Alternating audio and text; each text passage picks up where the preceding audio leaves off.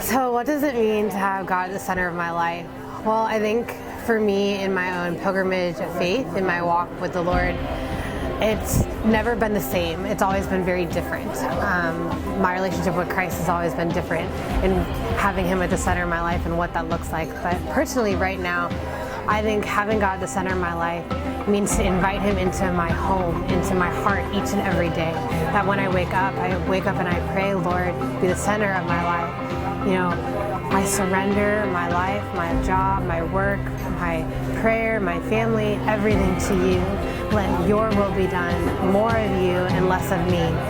And I think when it comes to that, a lot of times I think of my heart and what the Lord's given me in my own heart. And our hearts are so much like, a little tabernacle of our Lord. And we, many times in our lives, we want to invite the Lord in. And each and every day, what does it mean to have God at the center of our lives is that we invite God into our hearts.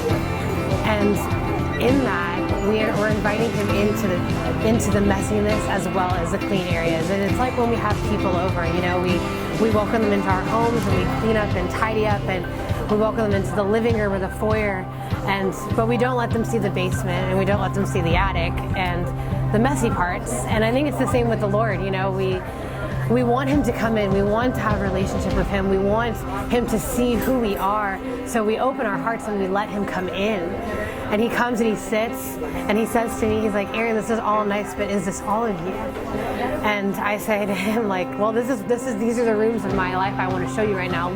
Look at all these great things that I'm doing in this part of my life. Look at all these improvements in my family that I'm making,